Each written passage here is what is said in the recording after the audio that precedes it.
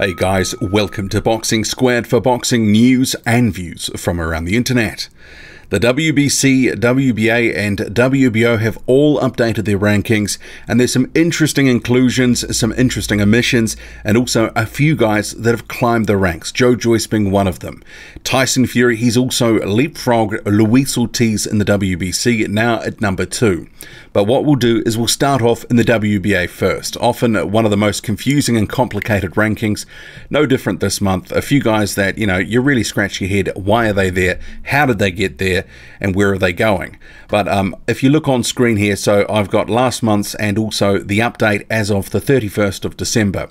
So we have the interim champion Trevor Bryan on top, Gerald Miller still at number 2. He's looking for a fight for January 18th.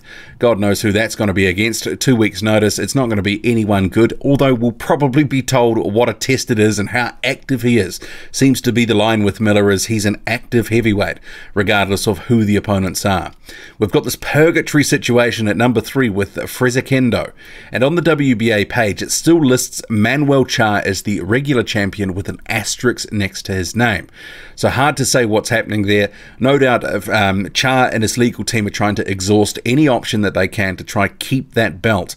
He obviously allegedly failed a drugs test, and we'll have to see what's going to happen there. They've claimed some impropriety about the testing of the B sample, but he could still be stripped regardless according to the regulations. Well, maybe. We'll have to see. With these things, it's never clear. It's always a bit murky, and it's been that way for, what, 3 or 4 months now.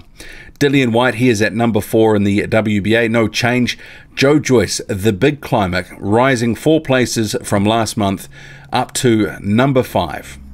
So he beat Joe Hanks on December the 1st, and he's been a beneficiary in these rankings. So Joyce making a charge in the WBA, and clearly he'll probably be looking to consolidate his position in 2019 in the WBA.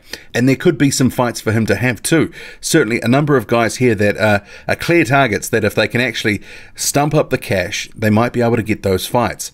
You can look at the likes of Bogdan Dinu still being ranked, Dylan Carmen, Guillermo Jones, Kyotaru Fujimoto.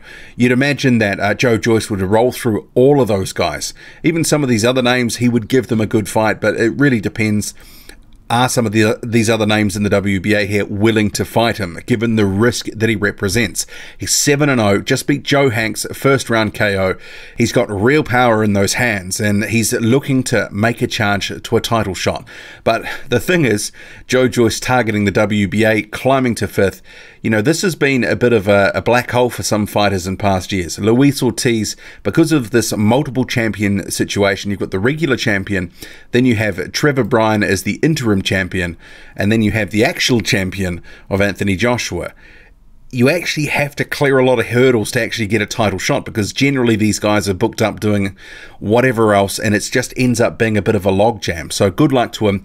Then at number 6 you have Otto Wallen, Bryant Jennings at number 7, Alexander Povetkin. No change with those 3. Filip Hrgović is up 1 spot. He beat Kevin Johnson recently. Decent performance. It wasn't completely convincing. He didn't get a knockout, but no one really does against Kevin Johnson. Anthony Joshua is the only guy that's properly stopped him. But Hrgović, he dominated him, pretty much from pillar to post, much like Daniel Dubois did in terms of putting a beating on him.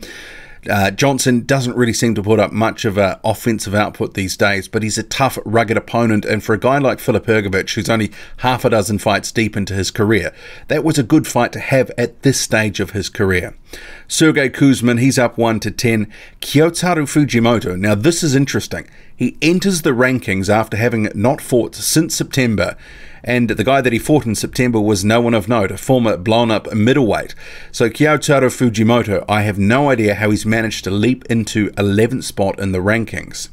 Michael Hunter, he remains at 12. Bogdan Dinu, even despite his loss to Gerald Miller recently, that was in November, he remains at 13. I actually thought, given Dinu lost, that was his only fight in 2018, that he'd be out of there, but apparently not. And then we have Dylan Carmen and Guillermo Jones at 14 and 15 respectively, swapping places. Carmen recently beat Simon Keane, and Guillermo Jones, Who knows how he's staying there? He's actually a former cruiserweight, and really he's food for any of these guys. He's in his 40s. He's not going to do anything in the WBA, but clearly paying his sanctioning fees, and he has a minor title, a minor WBA title to maintain that ranking.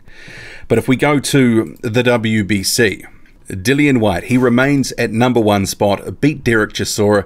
It's an interesting situation with him. He's fought a number of WBC fights in the past couple of years.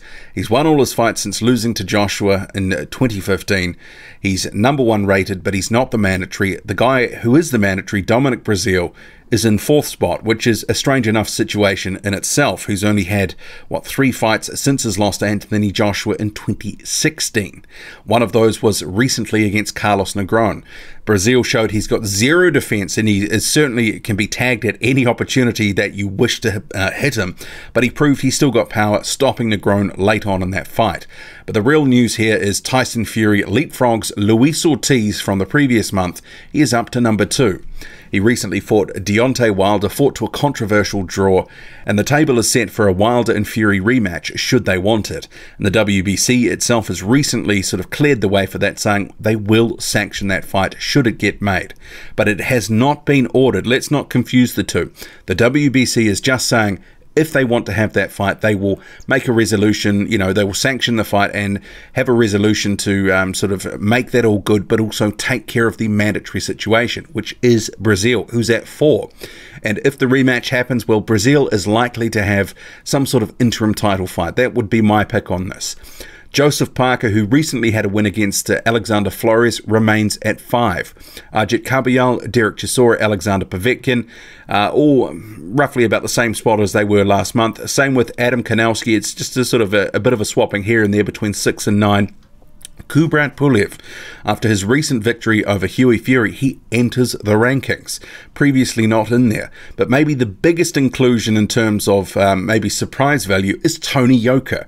So this guy, Olympic gold medalist from Rio. Recently, he's been campaigning in France, but then he's had an issue where he's missed some drug tests, apparently 3 or 4 in a year. There was no sort of actual accusation that he'd been taking drugs, but he didn't take the test where he was meant to. He was actually in the United States at the time, or he'd missed he'd been in other locations and missed those tests. So Yoka, he had been under a ban from the French Federation for a year. He was eligible to fight outside of France, but he's opted to sort of sit on his haunches and not fight. He wants to fight for a heavyweight title in France, but now he's been ranked by the WBC, enters at 11. And that is also, you can see here, subject to the clean boxing program, him entering that. And given the missed test that he's had with the French Federation, he's going to have to enter the WBC CBP just for the optics of it, because there will be some suspicion about Yoka now, given the multiple missed tests. Charles Martin, he's at 12, Carlos Takam 13, Bryant Jennings 14, Sergey Kuzmin 15. That's also subject to the clean boxing program. Most of these guys, they're just sort of swapping places in the rankings. But Kuzmin, he remains at 15, and he's actually had this next to his name for a couple of months now. So Kuzmin needs to get that sorted out, just as Tyson Fury did when he was ranked in the WBC, subject to signing up to the clean boxing program. And he didn't for months. And that ended up becoming a bit of an issue, and they had to, red faces, get the paperwork in and sort of say there was nothing to see here. And if we go to the WBO now, Dillian White remains at #1, so he's #1 in the WBO and WBC. He is not the mandatory in either yet, so we'll have to see where he goes for his title shot, potentially against Anthony Joshua as a voluntary. We'll have to see, but he's in a good position. Bryant Jennings at #2, no change from last month. Neither for Dillian White, they're in the same spot. Jennings fighting Oscar Rivas later in January. Tom Schwartz, #3. Interesting case. He's been bouncing around the sort of top 5, top 6 in the WBO for the past year, despite not really facing anyone of note to justify that position. Gerald Miller, no change. Same for Jiri Zhang and Kyotaro Fujimoto. Miller, he's got a fight coming up later in January. Zhang, Fujimoto, somehow managing to hang on to 5th and 6th spot respectively, despite limited opposition. But it's these minor titles that they hold, the Oriental here and the Asia Pacific. Tyrone Spong, he fought recently in Suriname, his home country. That was December 22nd, against a durable journeyman, Yaltalo Pereira. Pereira really actually put a good fight on, and there were some that thought he had actually enough success in that fight to potentially have got that win. But ultimately, Spong got the decision. He's obviously the hometown guy. He did enough to win that one in the end in the eyes of the judges. But I have to ask myself, where is Spong at in terms of, you know, how far can he go in the division? Sort of going life and death with the journeyman of sorts, you know, on December 22nd. Doesn't potentially bode well for his prospects at the upper echelon of the division. Ajit Kabayal at 8, Junior Farr at 9, he's up one spot, swaps places with Otto Wallen. Wallen and Kabayal are scheduled to fight in February. Well, supposedly, we're still waiting to hear on the date, the venue, all that sort of stuff, but it is tentatively for February. At number 11, Derek Chisora. At 12, Ali Erin Demiresian. He was meant to fight Izu Agono, who is at 15th in the rankings, but Agono had to cancel that because of a tragic circumstances regarding the death of his coach in a house fire. That was scheduled for December 8th in Poland in 2018, but had to be rescheduled. It's going to be in a couple of months.